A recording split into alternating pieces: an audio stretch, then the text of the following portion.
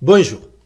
Chaque pays a les super-héros qu'il mérite. Les Américains ont Spider-Man. Nous, on a eu François Hollande, doté du pouvoir de redresser la courbe du chômage à main nue. Un pouvoir tellement terrifiant que dans sa grande sagesse, il n'a jamais osé l'utiliser. Depuis, on a Macron qui, à défaut de voler plane, peut téléporter des migrants sur nos côtes, désintégrer les acquis sociaux et détecter instantanément dans un rayon de 10 km la présence d'un éphèbe torse nu. Même Stan Lee, le créateur de l'univers Marvel de son tissu Spider-Man, les X-Men et autres Hulk, et qui est décédé récemment, n'aurait pu imaginer dans son cerveau pourtant fertile une telle combinaison de super pouvoirs que le monde, quand il n'est pas plié de rire, nous envie. Le décès de Stan Lee a suscité une vive émotion, notamment aux États-Unis, où le comics est une véritable institution. Raison pour laquelle je vais aussi essayer de faire une version un peu différente de cette vidéo en anglais pour ceux que ça intéresse. Beaucoup de gens intelligents y gaspillent leurs neurones à se demander qui gagnerait dans un combat opposant Spider-Man à Batman ou Hulk à Superman, adversaire provenant du concurrent de Marvel, DC Comics, qui compte également dans son écurie Flash, Wonder Woman et autres Aquaman.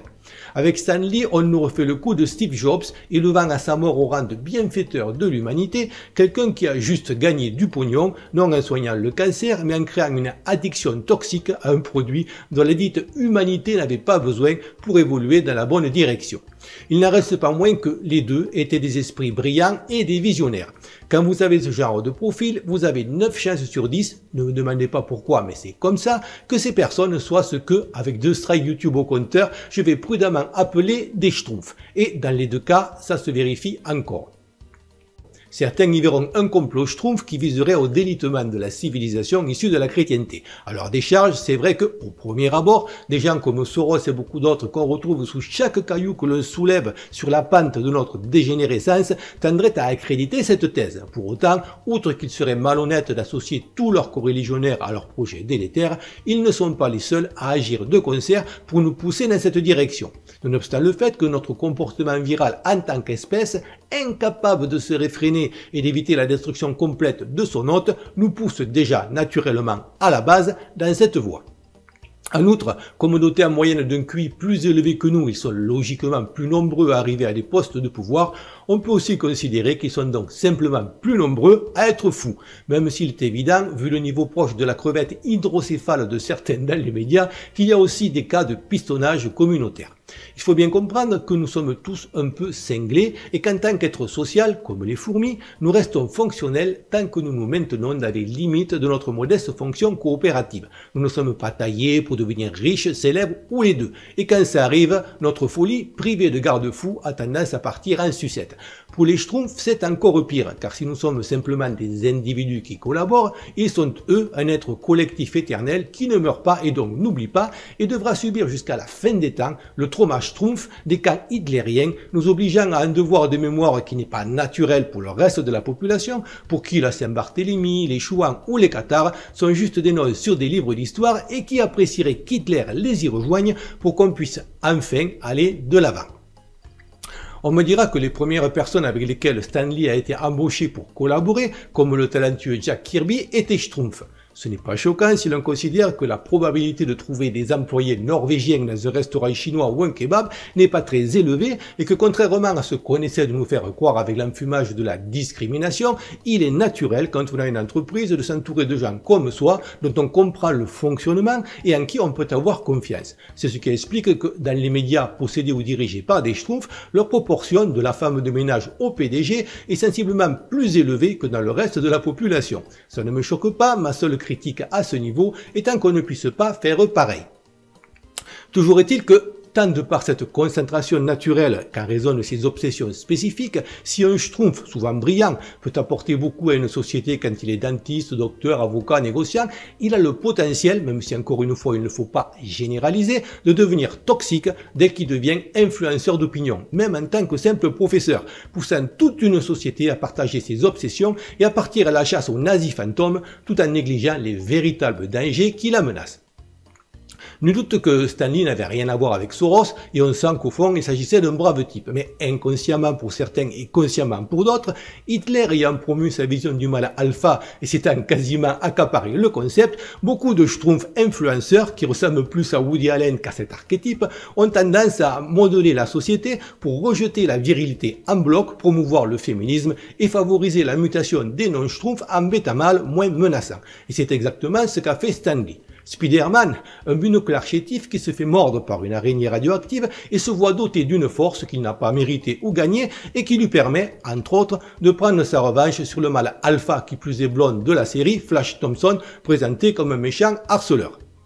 Captain America, un homoncule malingre, complexé par sa morphologie, qui se voit injecter un sérum et devient un super soldat qui s'en va combattre, devinez quoi, les nazis. Ensuite, il se retrouve congelé pendant des décennies et à son réveil, vivant lui aussi dans le passé comme les Schtroumpfs, il continue à lutter contre des nazis ou des ersatz de nazis au doux nom de Crâne Rouge ou Hydra. Thor, un docteur malingre et du surcroît boiteux qui trouve un bâton lequel lui sert de canne la journée et peut se transformer en marteau, lui conférant les pouvoirs et l'apparence du fils d'Odin. Daredevil, Hulk, la liste est longue. Sachant pour les puristes que je me base sur les premières versions de ces histoires que je suis assez vieux pour avoir lu quand j'avais 8 ans. À cette lointaine époque, perdu aux confins du Pléistocène supérieur dans la spirale du temps qui passe, Nick Fury, par exemple, était encore blanc, avant que, histoire de gommer le passé comme on le fait avec l'histoire, on ne commence à tout réécrire pour changer la couleur et le sexe des anciens personnages au lieu de se limiter à en créer de nouveaux, par ailleurs généralement gays et même transgenres. Faut bien faire rêver les gosses. Toujours est-il que le message précurseur véhiculé, et repris depuis par l'industrie du virtuel qui fait qu'on se fait bouffer dans la vraie vie, est pas la peine de faire de l'exercice et de t'emmerder avec une réalité qui n'existe pas tant que tu ne la vois pas, reste juste sur ton canapé à bouffer des chips en lisant des comics et en espérant qu'une araignée compatissante transforme en carrosse la citrouille de ta vie de merde.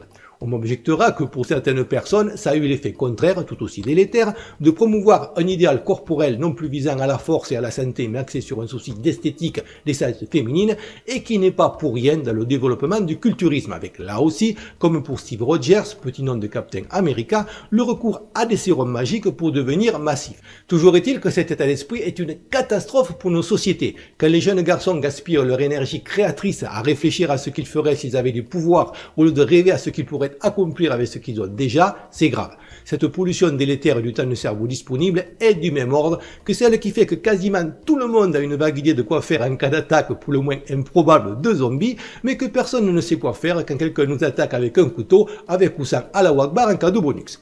Mais ce n'est pas tout. Que font les super-héros de Stanley avec leurs pouvoirs? Si j'étais mordu par une araignée, après avoir soigneusement désinfecté la plaie, je mettrais un gilet jaune et j'irais probablement récupérer Macron à l'Elysée, histoire d'avoir une conversation civilisée et honnête, et pour être sûr qu'il m'écoute, l'individu ayant tendance à être facilement distrait, il se retrouverait certainement suspendu dans le vide par les pieds en haut de la tour Eiffel pendant que je parle.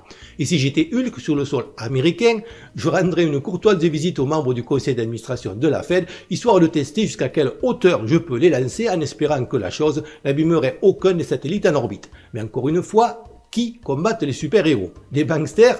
Jamais. Des politiciens? Jamais. L'État profond et les lobbies? Encore moins.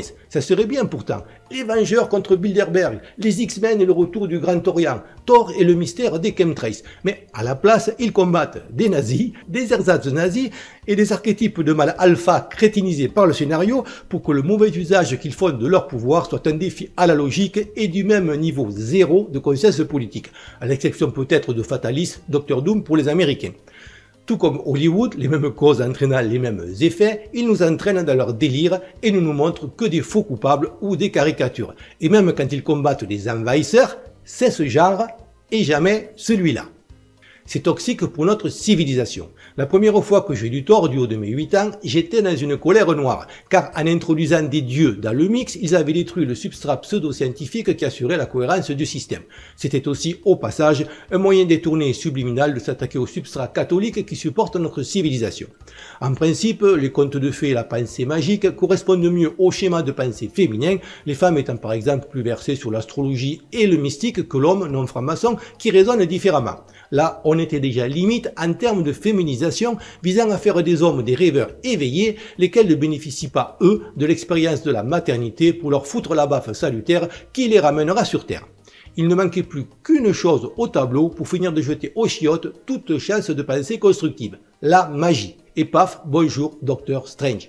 À partir de là, j'ai laissé tomber, la chose n'étant plus qu'une version pour garçons des contes de fées, et qu'au bout du compte, Marvel ait été racheté par Disney est absolument logique. Je comprends que pour beaucoup de gens, Stan Lee était un type brillant et sympa, et probablement qu'il l'était. Mais comme beaucoup de schtroumpfs quand ils ont l'opportunité d'être des influenceurs publics, il a réussi à nous affaiblir en découvrant une nouvelle addiction capable de changer, dans le mauvais sens, notre façon de penser. L'ensemble de toutes ces addictions contribuant à nous rendre incapables de faire ce que nous faisons habituellement le mieux, construire et maintenir une civilisation. Comme d'habitude, je n'ai pas la prétention de détenir la vérité, juste d'avoir un discours honnête, logique et argumenté sans autocensure, ce qui avec 2 strikes YouTube au compteur commence à devenir compliqué.